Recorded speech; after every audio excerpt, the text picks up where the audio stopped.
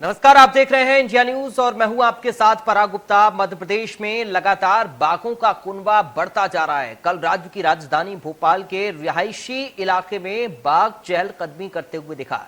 जहां बाघ देखा गया वहां पर कई प्रतिष्ठित शिक्षण संस्थान भी हैं, ऑफिस से लेकर बच्चों के स्कूल तक हैं।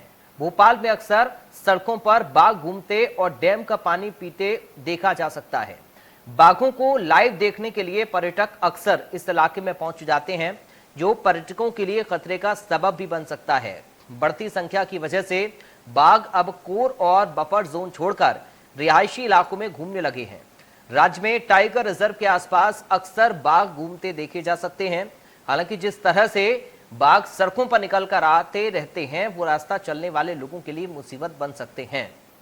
बाइक और गाड़ियों से आने जाने वाले लोगों के लिए भी मुसीबत है।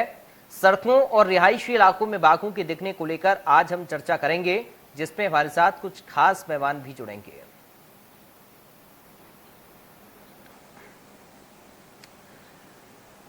तो अब रिहायशी इलाकों और सड़कों पर बाघ की मूवमेंट काफी ज्यादा बढ़ गई है। अक्सर भोपाल की सड़कों पर बाघों को देखा जा सकता है। सबसे ज्यादा जो बाघ हैं वो कान्हा टाइगर रिजर्व में है। टाइगर स्टेट के रूप में भी मध्य प्रदेश को जाना जाता है। 2 साल में मध्य प्रदेश में 100 से ज्यादा बाघ बढ़ गए हैं। 1 साल का होने पर शावकों को गिनती में शामिल कर लिया जाता है।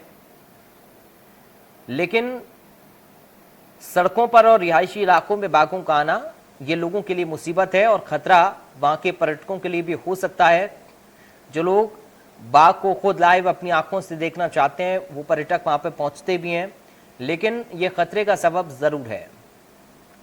ऐसे में राहगीरों के लिए ये बाघ मुसीबत बन सकते हैं, क्योंकि रिहायशी इलाके में जब चहलकदमी बाघों की होती है तो एक डर का माहौल लोगों के मन में भी रहता है कि कहीं बाघ हमला ना कर दें।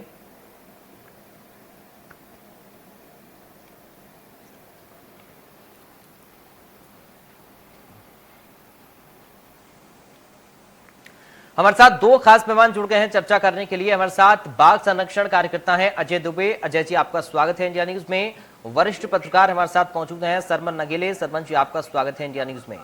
अजय दुबे जी, आप इस समय सर समझना चाह रहा हूं, क्योंकि पिछले कुछ समय में बाघों की संख्या काफी ज्यादा मध्य प्रदेश में बढ़ी है और अब हम देख रहे हैं कि आए दिन सड़कों पर बाघों की मूवमेंट देखी जा रही है। कैसे हम इसको रोक सकते हैं और कितना खतरा ये लोगों के लिए है वहां पर?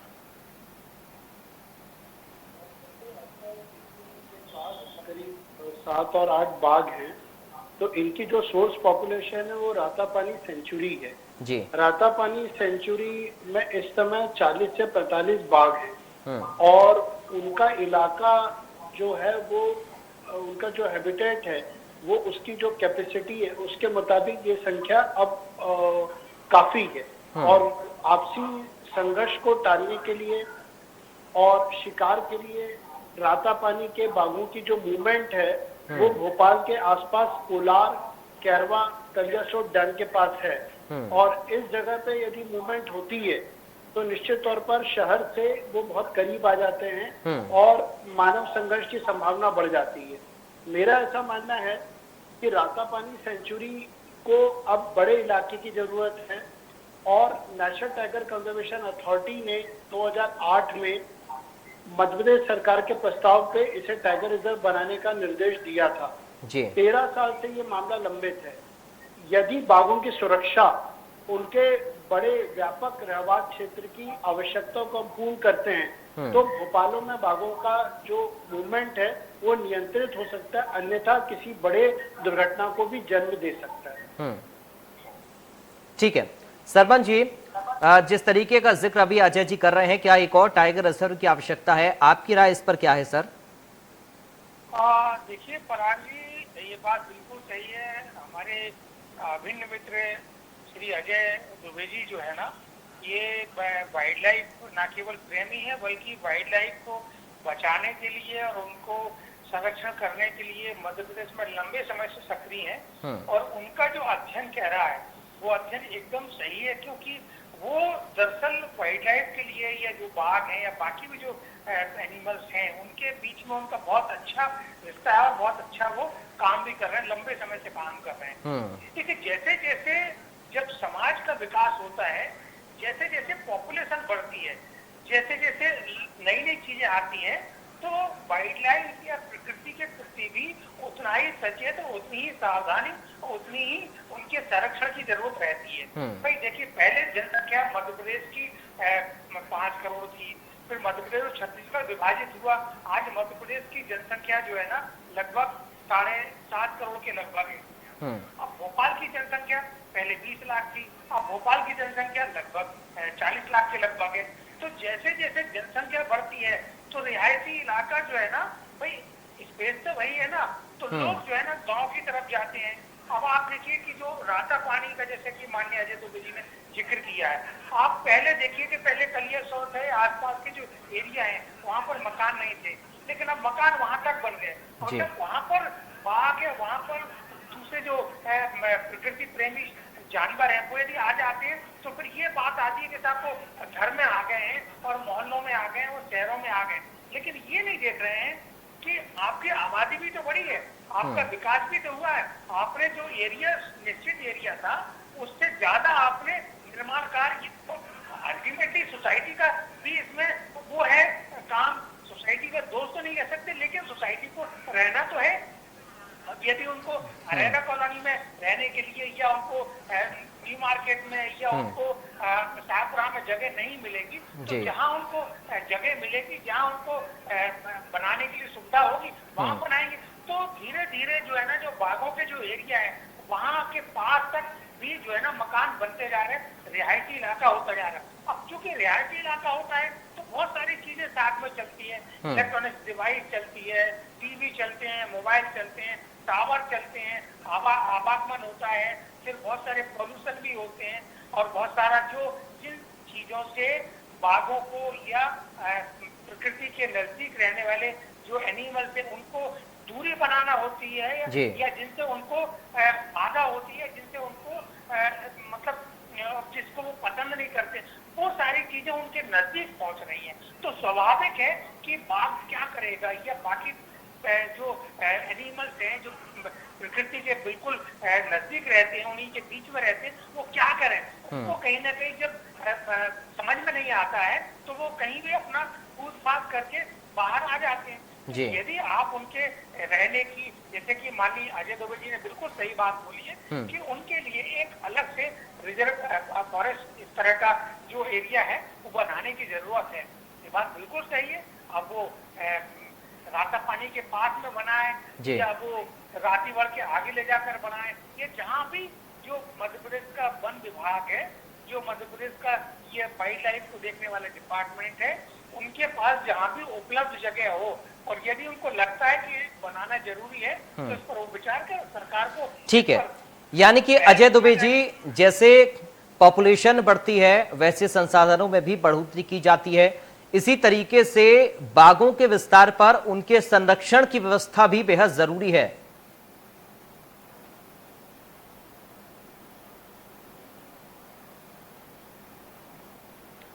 अजय जी आपको आवाज मिल रही है? हाँ, आ रही है जी। हमारे बीच में सीनियर जर्नलिस्ट श्री नगेले साहब ने जो कहा है वो वन विभाग की जिम्मेदारी पर हमारा जो पहली जिम्मेदारी है कि हम वन विभाग से प्रश्न करें कि भविष्य के लिए उसका वाइल्ड लाइफ एक्शन प्लान क्या है। भोपाल में बाघों का आना एक सुरक्षित जानकारी नहीं है। यहाँ पर पालतू मवेशियों के लिए यदि नागरिकों से कोई संघर्ष होता है तो न केवल नागरिकों के लिए खतरा होगा और बाघों के लिए भी खतरा होगा, क्योंकि जिसका शिकार टाइगर यदि करेगा तो उसके गारे में जहर मिलाने की घटना होती है कि जब पालतू मवेशी जिसका रोजगार होगा, जिसका जीवन यापन के लिए पालतू मवेशी आवश्यक होगा, कहीं यदि उसमें जहर मिलाया गया और बाघ की मौत हुई, ऐसा भोपाल के पास 2012 में हो चुका है। वहां बाघ का शिकार कठोतिया में किया गया था। हमारा ये कहना है समय रहते यदि सचेत होके हम वाइल्ड लाइफ का एक एक्शन प्लान बनाएं, बाघ के लिए हम राता पानी 2008 में सैद्धांतिक सहमति मिल चुकी है भारत सरकार से। मध्य प्रदेश के मुख्यमंत्री के विधानसभा क्षेत्र बुधनी से जुड़ा हुआ है। इसमें न केवल बाघों का संरक्षण होगा, इसमें प्रोजेक्ट टाइगर के तहत अधिक धनराशि मिलेगी, लोगों को रोजगार मिलेगा। तो निश्चित तौर पर समय रहते हुए एक्शन प्लान की जरूरत है। और नगेले साहब का एक अच्छा कमेंट था कि इस पे बिना किसी विलंब के इसको जल्दी किया जाए, क्योंकि यदि आप बाघों की मूवमेंट आम नागरिकों के उसमें हो रही है, जानकारी में आ रही है, तो ये निश्चित तौर पर उनकी सुरक्षा के लिए भी खतरा है। और जिस तरह से मध्य प्रदेश बाघों के शिकार में नंबर 1 है, यदि ऐसे बाघों की मूवमेंट और उनका दिखना लगातार चलता रहा शहरी क्षेत्र में, तो आप इस बात से इनकार नहीं कर सकते हैं कि शिकारियों के लिए ये एक स्वर्णिम अवसर बनेगा और वन विभाग की लापरवाही की कीमत बाघ की जान से जा सकती है। जी ये बड़ी बात है क्योंकि खतरा दोनों तरफ से है। आम नागरिकों को भी खतरा है, पर्यटक वहां पर जो पहुंचते हैं उनको भी खतरा है, और साथ ही बाघों के लिए भी खतरा है, क्योंकि शिकारियों की नजर तो उन पर रहेगी ना, और आसानी से शिकार भी उनका हो पाएगा। और इस घटना का जिक्र भी अभी देखिए अजय जी कर रहे थे, 2012 में हुई थी। देखिए पराग जी, ये बात बिल्कुल सही है कि जो शिकारी लोग रहते हैं, जो इस तरह की चीजों की पोचिंग करते हैं, उनके लिए ये बहुत ही स्वर्णिम दिन रहेगा। जी। लेकिन यहाँ मेरा ये कहना है कि शिकारी भी तो अल्टीमेटली अपना समाज के ही लोग हैं ना, सोसाइटी के लोग हैं। तो सोसाइटी के लोगों की भी जवाबदारी बनती है कि वो ऐसे शिकारियों पर न केवल नजर रखें, उनसे बाघों को, वाइल्ड लाइफ को बचाने के लिए आगे आकर प्रयास करना चाहिए। और अभी अजय दुबे जी ने बहुत अच्छी बात बोली है कि राता पानी जो है ना, बुधनी विधानसभा क्षेत्र से लगा हुआ है। जी। मध्य प्रदेश के मुख्यमंत्री माननीय शिवराज सिंह चौहान बुधनी विधानसभा से लंबे समय से मध्य प्रदेश विधानसभा में चुनकर आ रहे हैं, वहां का प्रतिनिधित्व कर रहे हैं। और लगभग वो 1.5 दशक के लगभग वो वहीं का प्रतिनिधित्व करते हुए राज्य के मुख्यमंत्री भी है, अभी भी मुख्यमंत्री है। ऐसी मेरी जानकारी है कि मध्य प्रदेश के मुख्यमंत्री माननीय शिवराज सिंह चौहान जी बुधनी विधानसभा क्षेत्र के अंतर्गत आने वाले बहुत सारे इलाकों में इस तरह का वो एक अलग तरह का एक रोड मैप बना रहे हैं। बन भी क्या है, उसमें करोड़ों रुपए खर्च होने वाले हैं, वैश्विक स्तर की वहाँ पे चीजें होने वाली हैं, कुछ वहाँ पे पुल बनने वाले हैं, कुछ ऐसे टूरिज्म के डेस्टिनेशन पॉइंट बनने वाले हैं, और हॉस्पिटल्स बनने वाले हैं, एजुकेशन का सेंटर बनने वाले हैं। तो ये अजय दुबे जी ने बहुत अच्छी बात बोली है कि जब भारत सरकार से राता पानी को डेवलप करने के लिए सैद्धांतिक बन चुकी है, सैद्धांतिक सहमति मिल चुकी है, तो मेरा यहाँ पर ये मध्य प्रदेश के मुख्यमंत्री माननीय शिवराज सिंह चौहान जी से आग्रह है कि वो राता पानी को भी डेवलप करें, जिससे कि बुधनी विधानसभा क्षेत्र में जो लोग आने वाले हैं, जो पर्यटक आने वाले हैं, जो वहां पर देखने वाले हैं, क्योंकि वैश्विक स्तर की वो बहुत सारी सुविधाएं, बहुत सारी चीजें वहां पर करने जा रहे हैं, तो उसमें यदि राता पानी जुड़ जाएगा तो न केवल राता पानी या वाइल्ड लाइफ सुरक्षित होगा, बल्कि बुधनी विधानसभा क्षेत्र के लिए रोजगार के अवसर भी बढ़ेंगे। वहां पर पर्यटन करने लोग आएंगे तो जो उनसे जुड़े हुए जो व्यवसाय होते हैं वो उस पर लाभ होगा। बुधनी एक राष्ट्रीय स्तर, अंतर्राष्ट्रीय स्तर पर बुधनी की पहचान बनेगी राता पानी में, यदि इस तरह की चीजें होंगी। तो मेरा ये आग्रह है कि यदि संभव है, और मध्य प्रदेश के मुख्यमंत्री जी की जानकारी में अभी विषय नहीं है, तो मेरा आग्रह है, माननीय अजय दुबे जी से भी आग्रह है, तो जो सैद्धांतिक सहमति बनी थी, किस डेट में बनी थी, कब बनी थी, उसकी जानकारी वो उनको ईमेल के माध्यम से दे, हमारे जैसे पत्रकारों को दे, जो इंडिया न्यूज जैसे चैनल है उनके माध्यम से इस मामले को मध्य प्रदेश के मुख्यमंत्री तक ले जाए और वो राता पानी को डेवलप कराए, जिससे कि बुधनी विधानसभा क्षेत्र भी उससे न केवल विकसित होगा, बल्कि अंतर्राष्ट्रीय फलक पर भी उसकी पहचान बनेगी और वहाँ के स्थानीय लोगों को रोजगार भी मिलेगा। अजय जी, आप जैसे लोगों को आगे आने की ही जरूरत है, क्योंकि देखिए जब तक संरक्षण के लिए आवाज नहीं उठाएंगे तब तक शायद इंतजाम ना हो। कोशिश हमेशा की जाती रहे, ये हमेशा कोशिश रहनी चाहिए, लेकिन इंतजाम भी भरपूर हों, क्योंकि जिस बात का जिक्र अभी अजय सरवंत जी भी कर रहे थे कि रोजगार के अवसर भी बढ़ेंगे, जाहिर तौर पर पर्यटकों की संख्या बढ़ेगी, एक नए अवसर भी वहां पर लोगों को प्रदान होंगे, और लोगों का आवागमन जब वहां पर रहेगा तो चीजें और भी ज्यादा डेवलप होती हैं। पराग जी, हम निश्चित तौर पे आदरणीय नगीले साहब ने जो कहा है कि जानकारी उपलब्ध कराएं, तो हम उनको देंगे। और निश्चित तौर पे यह हमारे सीनियर जर्नलिस्ट नगीले साहब, यदि मुख्यमंत्री स्तर पे चर्चा होगी, प्रश्न उठेगा कि रातापानी टाइगर रिजर्व जब 2008 में सैद्धांतिक सहमति के बाद लंबित क्यों है। लोगों के रोजगार, वनों की सुरक्षा, बाघों की सुरक्षा, यह अति आवश्यक चीज है और निश्चित तौर पर नौकरशाही स्तर पर कहीं न कहीं इसमें लापरवाही हुई है। इंडियन न्यूज को भी मैं धन्यवाद दूंगा कि इस मुद्दे पे आज आप जब चर्चा कर रहे हैं तो मध्य प्रदेश सरकार इसका संज्ञान ले। इस विषय पे मैं ये भी कहना चाहूंगा कि रातापानी को टाइगर रिजर्व बनाने के लिए हमने मैदानी संघर्ष के अलावा मध्य प्रदेश हाईकोर्ट में भी याचिका प्रस्तुत कर रखी है। 2014 से मध्य प्रदेश हाईकोर्ट में रातापानी को टाइगर रिजर्व बनाने की याचिका लंबित है। सरकार विरोध करती है। मध्य प्रदेश के तत्कालीन वन मंत्री उमंग संघार ने अपनी फाइल में इसमें सहमति जताई थी।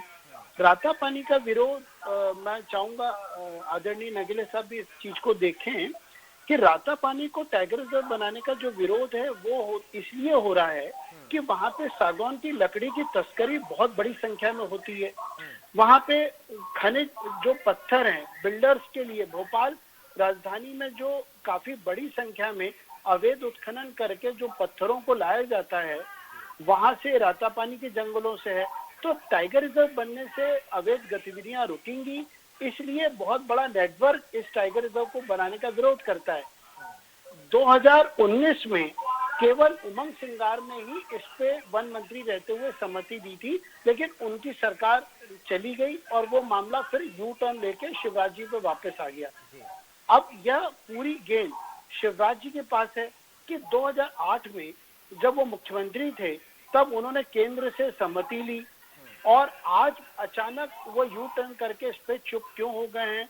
और मेरा ऐसा मानना है कि भोपाल एयरपोर्ट से रातापानी की दूरी 50 किलोमीटर बैठेगी। यदि टाइगर रिजर्व बनेगा तो पर्यटन बढ़ेगा, क्षेत्र का विकास होगा। आज वहां पर बुधनी में किसी भी प्रकार का वहां पर बेरोजगारी के निदान के लिए कोई बड़ी, वहां पे आदिवासी समाज के लिए कोई सुविधा उपलब्ध नहीं है। एक दो बड़ी इंडस्ट्री हैं, लेकिन वो स्थानीय जो अकुशल जो श्रमिक होते हैं उनके लिए वहां पर कोई रोजगार नहीं है। तो निश्चित तौर पर वन क्षेत्र का विकास होने से वनवासी भी फायदे में रहेंगे। ये एक गंभीर विषय है और इसमें मैं मानता हूं कि मैं समुचित जानकारी श्री नगीले साहब को उपलब्ध करवाऊंगा कि हाईकोर्ट ने भी इसकी गंभीरता दिखा के सरकार से जवाब तलब किया, लेकिन सरकार अटक गई है और इसमें कुछ चुनिंदा नौकरशाह इसमें रोड़ा अटका रहे हैं और जो अवैध कारोबार है वह भी एक इसका मुख्य कारण है। जी ठीक है सरवन जी, एक फाइनल कमेंट आपके मैं चाहूंगा इस पर। एक मजबूत इच्छा शक्ति की इसमें आवश्यकता है और देखिए जब तक शासन और प्रशासन के बीच में एक बेहतर समन्वय स्थापित नहीं होगा तब तक शायद अड़ंगा लगता रहे। देखिए जी, ये अभी हमारे मित्र अजय दुबे जी ने एक जानकारी आपके चैनल के माध्यम से दर्शकों और राज्य सरकार के मुखिया और जो लोग भी चैनल को देखने वाले लोग होंगे वो सुन रहे होंगे, समझ रहे होंगे कि वहां पर कुछ लोगों का अपना जो अवैध जो काम है वो प्रभावित हो रहा है, इसलिए पूरा का पूरा नेक्सस काम कर रहा है। जहां तक मैं समझ पाया हूँ अजय दुबे जी की बात कि वन माफिया और खनिज माफिया दो लोग ही रातापानी का विरोध कर रहे हैं। तो मध्य प्रदेश सरकार, मध्य प्रदेश के मुख्यमंत्री माननीय शिवराज सिंह चौहान जी अवैध उत्खनन, अवैध जो वन का जो कारोबार होता है वो, उसके साथ साथ मध्य प्रदेश के मुख्यमंत्री बार बार ये कहते हैं कि जितने भी तरह की माफिया हैं सबका सफाया करने में लगे हुए हैं, चाहे वो भू माफिया हो, चाहे खनिज माफिया हो, चाहे वन माफिया हो, चाहे शराब माफिया हो, चाहे वो दूसरे तरह के माफिया हो। तो मेरा यहाँ ये कहना है कि चूंकि यदि माफिया की बात वहां पर प्रमाणित होती है या किसी तरह का माफिया वहां पर सक्रिय है, देखिए माफिया का कोई इस तरह का कोई सार्वजनिक रूप से कोई चीजें तो बाहर आती नहीं है, वो तो सब इंटरनल काम करते हैं। तो ये मध्य प्रदेश सरकार का दायित्व है, मध्य प्रदेश के मुख्यमंत्री माननीय शिवराज सिंह चौहान की जवाबदारी है कि वो वहां देखें कि क्या वास्तव में वन माफिया और खनिज माफिया काम कर रहा। यदि वन माफिया और खनिज माफिया काम कर रहा तो उस पर वो पूरी मतलब बहुत तेजी के साथ, सख्ती के साथ उस पर अंकुश लगाएं। जुड़ने के लिए और अपनी बातों को रखने के लिए इस मुद्दे पर अजय दुबे जी आपका भी बहुत शुक्रिया आज इस चर्चा में शामिल होने के लिए। तो बाघों के संरक्षण की आवाज भी उठाई जा रही है बाघ संरक्षण कार्यकर्ताओं की ओर से। अब उम्मीद है कि जल्द इस ओर कोई बेहतर कदम शासन स्तर से उठाए जाए और प्रशासन उस पर अमल भी करे, ताकि बाघों के संरक्षण के साथ साथ और भी अवसर वहां पर पैदा हो और खतरा भी ना तो आम जनता को हो और ना ही बाघों को हो। फिलहाल दीजिए इजाजत, आप बने रहे।